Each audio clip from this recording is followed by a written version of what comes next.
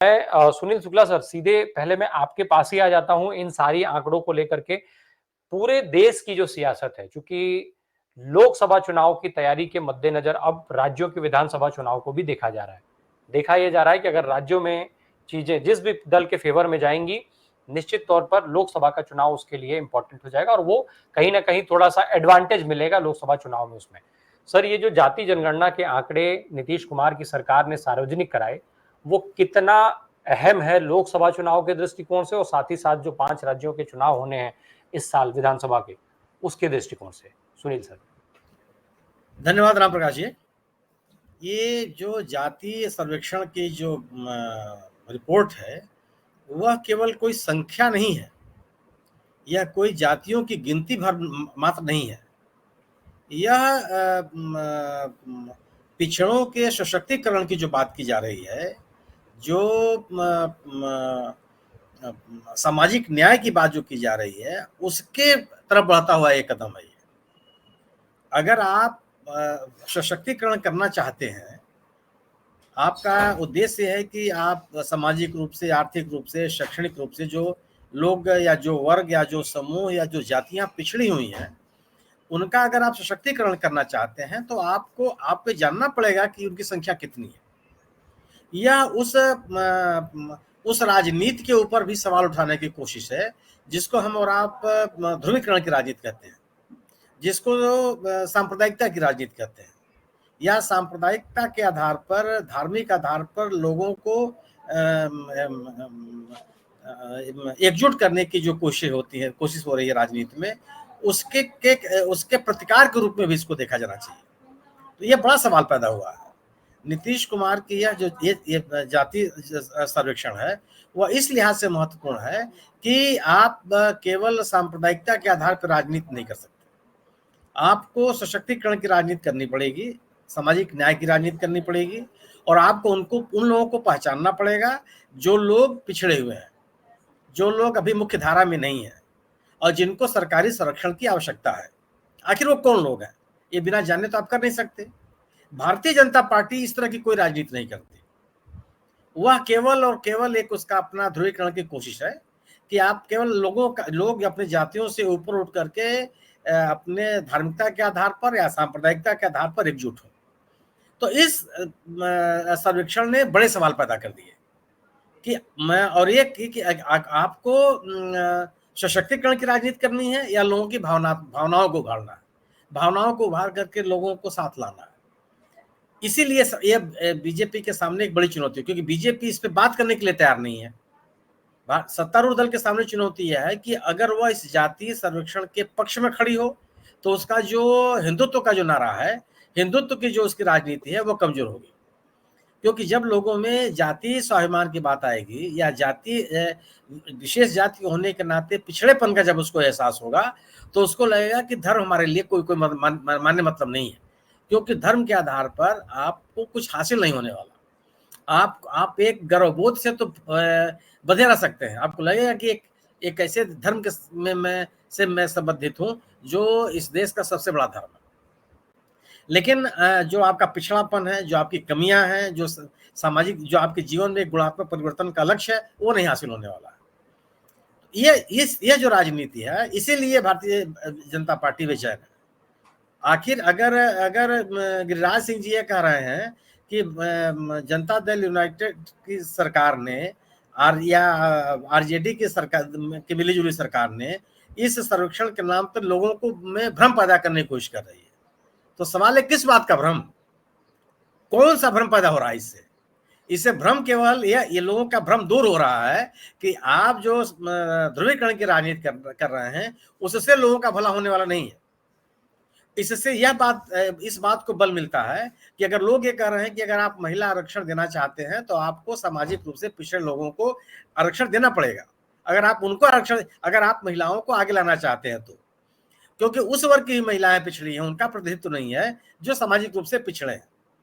और यह स्थिति मैं कहता हूं कि इस तरह के सर्वेक्षण के लिए भारतीय जनता पार्टी ने मजबूर किया। अगर भारतीय जनता पार्टी गवर्नेंस के आधार पर, नीतियों के आधार पर, कार्यक्रमों के आधार पर, योजनाओं के आधार पर राजनीति को आगे बढ़ाने का प्रयास करती तो स्थिति नहीं पैदा होती। आज तो ये तो लोग ये बात ही करने के, क्योंकि आप इस हिंदुत्व की राजनीति को सामाजिक न्याय के आंदोलन के अलावा आप कोई उसका कोई काट आपके पास नहीं है, क्योंकि धर्म के आधार पर लोग अपने आप को बहुत मैंने उनको एकजुट होने में बहुत सहूलियत होती है और राजनीतिक दलों को इसका फायदा भी मिलता है।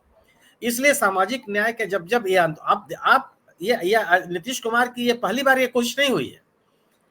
भारतीय संविधान में अति पिछड़े, अति दलित का कोई उल्लेख नहीं है। ये टर्मोलॉजी डेवलप किया नीतीश कुमार ने बिहार की राजनीति में। और आप याद कीजिए कि अपने अति दलित और अति पिछड़े की राजनीति से जो पिछड़ों की राजनीति करने वाले लालू यादव थे, उनको उन्होंने सत्ता से बाहर कर दिया। मैं उस समय जब जिस समय पहला चुनाव लड़े जीता था नीतीश कुमार जी ने, मैं बिहार में घूम रहा था, जो सजातीय युवक थे लालू प्रसाद जी के, उन युवकों में बहुत आक्रोश था कि आखिर हम इनको वोट दे करके सत्ता में लाके हमको हासिल क्या हुआ।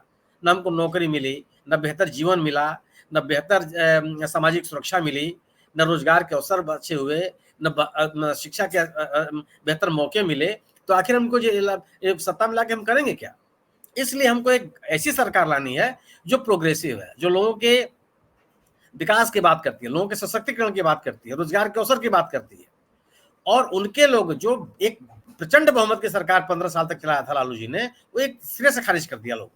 और लगातार नीतीश कुमार ने लोगों के बीच उन्होंने बांट दिया। उन्होंने कहा कि जो अति पिछड़े हैं पहले उनकी बात करो। तो पिछड़ों में ही एक बड़ा समूह था जो नीतीश कुमार का समर्थक हो गया। दलितों में ही जो एक बड़ा वर्ग था जो नीतीश कुमार के खिलाफ खड़ा हो गया। जो दलितों की राजनीति करने वाले लोग थे उनके खिलाफ खड़ा हो गया। तो उनको लगने लगा कि ये अति दलित जो हैं उनके लिए सरकार बहुत कुछ करने वाली है। तो यह प्रयोग, सफल प्रयोग नीतीश कुमार बिहार में कर चुके हैं। और अति दलित और अति पिछड़ों का उन्होंने एक टर्मिनोलॉजी, किसी राज्य में शब्द नहीं चलता। अब आप उत्तर प्रदेश में देखिए, मध्य प्रदेश में देखिए, छत्तीसगढ़, कहीं राज्य ये शब्द नहीं चलता।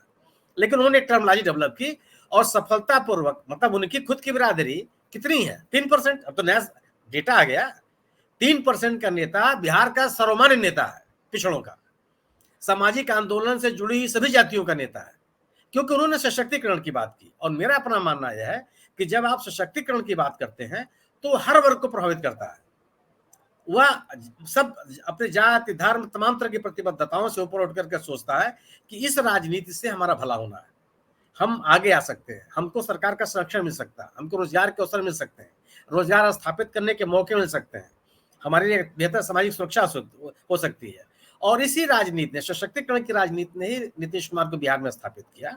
और यह एक नया प्रयोग करके उन्होंने सत्ता, वर्तमान भारतीय जनता पार्टी के खिलाफ एक बड़ा राजनीतिक चुनौती प्रस्तुत कर दी है कि आखिर आप इस सामाजिक न्याय के आंदोलन के साथ जुड़ेंगे या अपने हिंदुत्व की राजनीति को करेंगे। और यह हिंदुत्व की राजनीति को छोड़ना बीजेपी के लिए कठिन होगा, क्योंकि बीजेपी अब तक केवल हिंदुत्व की राजनीति करती रही, वो कभी इसकी बात ही नहीं करती थी। और जब हिंदुत्व की बात करते हैं, गोया कि आप विकास की बात नहीं करते। जब आप हिंदुत्व की बात करते हैं तो आप सामाजिक न्याय की बात नहीं करते, आप उन वर्गों की बात नहीं करते हैं जो सामाजिक रूप से पिछड़े हुए हैं, आर्थिक रूप से पिछड़े हुए हैं, और उनको आगे लाने की कोई कोशिश आप में दिखाई नहीं पड़ती है।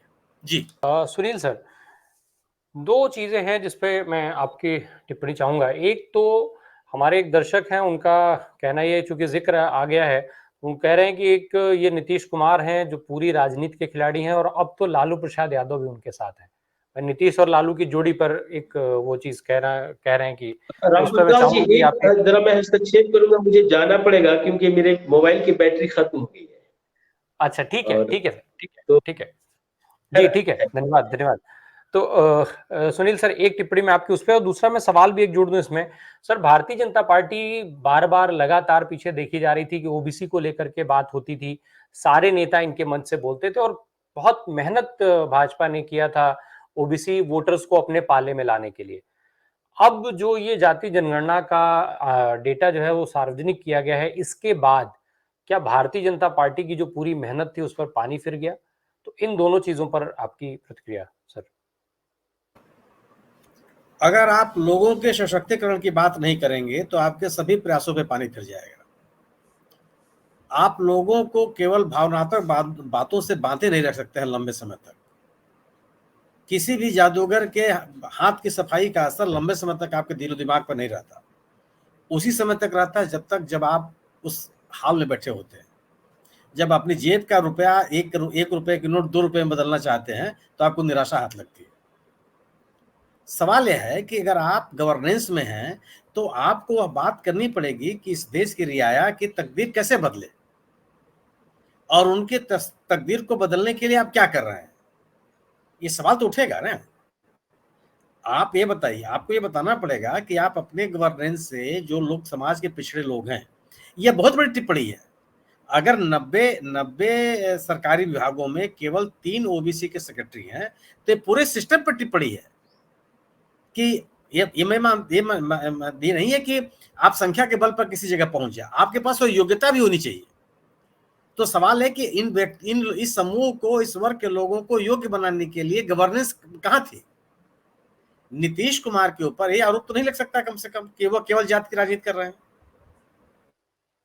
इसलिए कि उनकी जिस बिरादरी से खुद आते हैं उस बिरादरी में तो इतनी ताकत ही नहीं है कि उनको सत्ता में ला दे। एक गवर्नेंस की पहल की उन्होंने समाज के पिछड़े वर्ग के लोगों को, अति पिछड़ों को, महिलाओं को आगे लाने का प्रयास किया, लड़कियों की शिक्षा के बेहतर प्रयास किए, गांव में, देहातों में स्वास्थ्य का एक बेहतर वातावरण बनाने का प्रयास किया, एक इंफ्रास्ट्रक्चर डेवलप करने की कोशिश की। केवल जातियों की राजनीति नहीं की, जातियों में चेतना जागृत की कि आप केवल पिछड़ों बन के मत रहिए, आप अपने हक और हकूक की लड़ाई के लिए आगे आइए, आप पोलराइज होइए, आप एकताबद्ध होइए, यूनाइट होइए। ये नीतीश कुमार ने किया। नीतीश कुमार को बिहार के ही लोगों ने तो सुशासन बाबू कहा, हमने आपने थोड़े कहा। हम और आप तो बैठ के आलोचना करते रहते हैं, रोज कहते हैं कोई इस्तीफा दें। वो शराबबंदी करें तब भी गुनाह, शराब पीने वाले से लोग मर जाए तब भी गुनाह। सवाल इस बात का नहीं, आप कम से कम पिछड़े हुए लोगों को, मैं पिछड़ी जातियों की बात नहीं कर रहा हूं, पिछड़े हुए लोगों को आगे लाने का, पिछड़े हुए इलाकों को विकसित करने का प्रयास तो कर रहे हैं ना, प्रयास करते तो दिख रहे हैं। आप केवल एक आर्टिफिशियल एटमॉस्फेयर तो नहीं प्रयास बना रहे हैं। नीतीश कुमार की उपलब्धि यह है कि मैं लालू यादव की राजनीति को खारिज नहीं करता। लालू यादव ने पिछड़ों को आवाज दी, पिछड़ों को यूनाइट किया, उनको भी उनके मुद्दों को सामने रखा और एक एकत्रित करके उनको एक राजनीति में उनको हिस्सेदारी दिलवाई, इससे कोई इनकार नहीं कर सकता। लेकिन जब आपको गवर्नेंस देने की बात आई, उस गवर्नेंस में अगर आप बात करेंगे तो लालू की तुलना में नीतीश कुमार बेटर बैठते हैं। उन्होंने शिक्षा की बात की, उन्होंने रोजगार की बात की, उन्होंने इंफ्रास्ट्रक्चर डेवलपमेंट की बात की। इंफ्रास्ट्रक्चर जब डेवलप होगा तो अनऑर्गेनाइज सेक्टर के लोगों को नौकरी मिलेगी और रोजगार मिलेगा। अगर आप बाढ़ को रोकने के उपाय करेंगे तो वहां के आसपास के लोगों को, जो असंगठित क्षेत्र के लोग हैं, उनको काम मिलेगा कि नहीं मिलेगा। अगर आप मनरेगा के माध्यम से एसेस डेवलप करने का प्रयास करेंगे तो आपके कुछ लोग, असंगठित क्षेत्र के लोग तो हैं ना, जिनको आप रोजगार देंगे। आप सवाल पैदा कर सकते हैं कि एजुकेशन में आपने संविदा को प्रोत्साहित किया, नियमित नियुक्तियां नहीं दी, ये सवाल हो सकता है। लेकिन कम से कम शिक्षा में शिक्षकों को लाना और शिक्षा उनके माध्यम से बच्चों को पढ़ाने का एक माहौल देना, एक कोशिश तो की जाएगी ना। ठीक है, आप 100% से हम सहमत नहीं हो सकते, आप नियमित नौकरियां दीजिए लोगों को, संविदा की बात बहुत तर्कसंगत नहीं होती है। लेकिन कम से कम शिक्षा, स्कूल हो, स्कूल में पढ़ने का माहौल हो, बच्चे आवे वहां पढ़ाने के लिए कोई शिक्षक हो, यह तो कम से कम एक कोशिश तो करता हुआ कोई व्यक्ति तो दिखेगा। इसलिए बड़ा सवाल हो गया है बीजेपी के सामने क्या है कि आज बीजेपी अपने गवर्नेंस की बात क्यों नहीं कर रही है। वो कहे आज भी बीजेपी केवल कांग्रेस की आलोचना में लगी हुई है। सुशील मोदी जी कह रहा है, सुशील मोदी जी क्या इस जिम्मेदारी से इनकार कर सकते हैं क्या कि वो सत्ता में नहीं थे।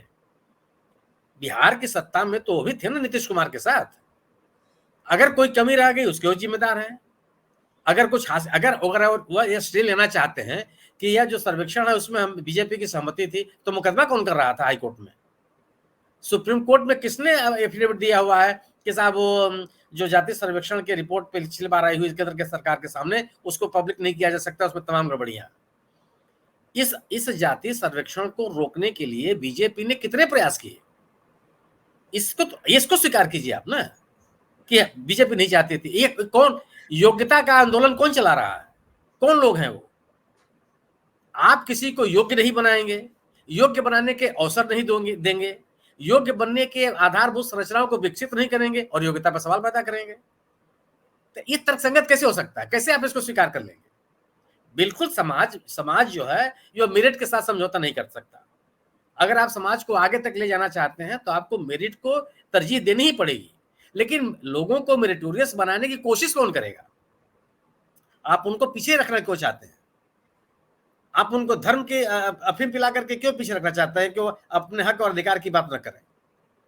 आप केवल लोगों के कर्तव्य की बात करेंगे, सरकार की जिम्मेदारियों की बात नहीं करेंगे। सरकार की जिम्मेदारियों की बात कौन करेगा? और अगर सरकार अपनी जिम्मेदारियों की बात नहीं करेगी तो इसका मतलब कि अपनी जिम्मेदारियों से भाग रही है, उन दायित्वों का निर्वाह करने में विफल रही है जिसके लिए सरकारें होती हैं। तो अब आप अगर और आप अपनी गवर्नेंस की विफलताओं से भाग नहीं सकते, वो आपके साथ साथ चलेंगी। भारतीय जनता अगर यह सवाल है ना कि ठीक है, ये मैं कह सकता हूं कि अगर आपको यह नहीं पता होगा कि कौन वर्ग के लोग पिछड़े हैं, कौन सा इलाका पिछड़ा है, क्या किया जाना चाहिए, अगर आपके पास ये आधारभूत आंकड़े नहीं होंगे तो आप तैयारी कैसे करेंगे? अगर आप ये कहते हैं कि मैं 80 करोड़ लोगों को 5 किलो अनाज दे रहा हूं मुफ्त में, उनका जीवन चला रहा हूं, तो क्यों चला रहे हैं आप? क्योंकि वह अनाज खरीदने की ताकत उनके पास नहीं है। अगर अनाज देना जिम्मेदारी सरकार की है तो लोगों को बेहतर शिक्षा देना, रोजगार के अवसर देना, ताकतवर बनाना उनको, कृषि के विकास, आधुनिक कृषि को प्रोत्साहित करना, ये किसका काम है? ये भी तो जिम्मेदारी आपको लेनी पड़ेगी। तो ये बड़ा एक जो नीतीश कुमार ने किया, ये एक बड़ी रेखा खींची कि आपको पिछड़ों के प्रगति के लिए, तरक्की के लिए, उनको आगे लाने के लिए की बात करनी पड़ेगी। और ये पिछड़े इतनी संख्या में है जिनकी बात नहीं हो रही है। आप पहले व्यक्ति को योग्य बनाने आप बनाने की आपकी कोशिश दिखनी चाहिए। जो सवाल पैदा कर दिया इस आंकड़े ने, भारतीय जनता पार्टी ये नहीं कह सकती है ना कि आप विपक्ष में नहीं है, केंद्र में भी आप 20 साल सत्ता में रह चुके। केवल हमेशा ये नहीं कहने से काम चले, आपको यह बताना पड़ेगा कि पिछले 9.5 साल में जब लगातार हम सत्ता में हैं तो हमने क्या किया है। आप 20-22 साल से मध्य प्रदेश की सत्ता में हैं, आपने क्या किया है। आप केवल कांग्रेस की आलोचना करके, अपने विपक्षों की आलोचना करके आप अपनी विफलताओं को जस्टिफाई नहीं कर सकते। सवाल यही हो गया है जी। अगर आपको बताना पड़ेगा कि अगर आप बस्तर में गए हैं तो आपको बताना पड़ेगा कि बस्तर की तरक्की के लिए क्या किया आपने। केवल वन अधिक जो जल जंगल जमीन की बात आदिवासी करते हैं, वह उनके लिए सुरक्षित है कि नहीं है, उस पर उनका अधिकार रह गया कि नहीं रहेगा।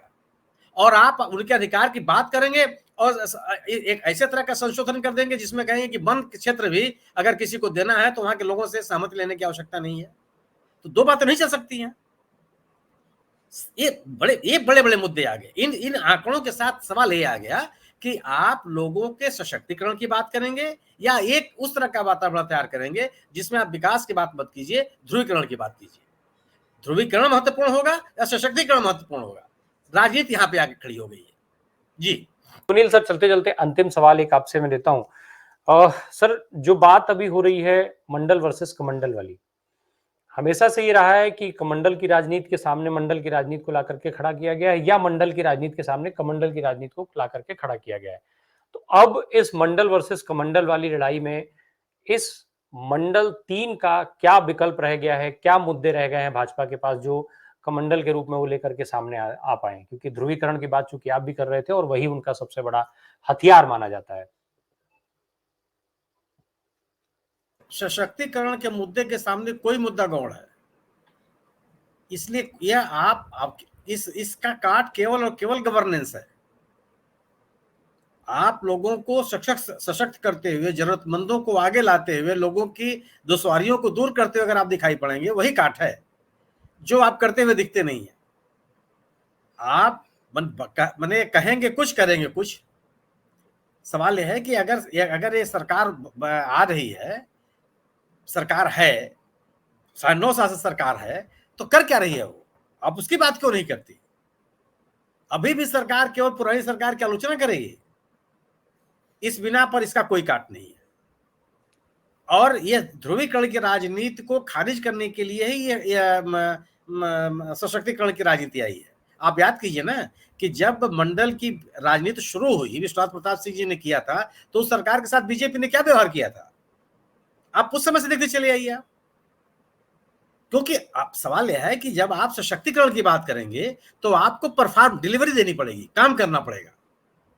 आप प्रो कारपोरेट नहीं हो सकते हैं, आप एंटी पब्लिक सेक्टर नहीं हो सकते हैं। आप सरकार में, सरकार सबसे बड़ा नियोजक है कहा जाता है, सबसे बड़ी इंप्लायर है, क्या वो दिख रही है? आप अपनी भूमिकाओं से बच नहीं सकते, और अगर आप प्रो कारपोरेट होंगे तो इन मुद्दों का कोई जवाब आपके पास नहीं होगा, क्योंकि सशक्तिकरण का जवाब, सशक्तिकरण के किसी नारे, किसी अभियान का जवाब सशक्तिकरण ही है, और कोई तरीका नहीं है। इसलिए आज सत्तारूढ़ दल बैकफुट पे है कि आखिर इसका काट उसके पास क्या है। आज वो आप अगर वो 9.5 साल में किसानों की आय दुगनी करने के प्रयास किए होते तो मुद्दा ही नहीं खड़ा होता। अगर आपके रिजीम में, आपके शासन काल में, आपके गवर्नेंस में 1 साल तक किसान आंदोलन करेगा तो आप इसका जवाब नहीं दे सकते हैं। अगर आपके रहते रहते 700, 750, 600, 650 किसान को प्राण दे देना पड़ेगा, बलिदानी हो जाएंगे वो, तो आप इस आंदोलन, इस सशक्तिकरण के आंदोलन का कोई जवाब आपके पास नहीं है, क्योंकि इसके तरफ बढ़ते हुए आपने, गवर्नेंस इसी बात के लिए होती है। तो हमारे लोगों के जीवन में बेहतर परिवर्तन लाना ये सरकार का काम है। आप कहते क्या थे? लेस गवर्नमेंट मोर गवर्नेंस। किया आपने? जी। सवाल ये है कि अगर इस स्थिति बन गई, आज किसान, इस देश का किसी क्षेत्र का किसान हो बता दीजिए आप। आज जो छत्तीसगढ़ में क्या किया? छत्तीसगढ़ में कोई सरकार ने बहुत ऐसा नहीं काम कर दिया जिसको लेकर के आप मतलब हर आदमी खुश हो जाए, लेकिन किसानों के सशक्तिकरण के लिए काम किया। उस सरकार ने किसानों के उपज के सर्वाधिक हिस्से को खरीदने का काम किया। अगर वो किसान के पास उपज नहीं थी तो गोबर ही खरीद करके उसका जेब में पैसा डालने की कोशिश की, वनोपज को बेहतर दाम देने की कोशिश की, आदिवासियों के साथ उनकी भाषा, उनकी संस्कृति, उनकी परंपराओं के साथ बात करने का प्रयास किया। कितना सफल हुए, कितना नहीं सफल हुए, या आने वाला समय बताएगा, लोग बताएंगे। लेकिन कम से कम आप उनके साथ एक संवाद कायम करके उनकी समस्याओं को दूर करते हुए दिखे।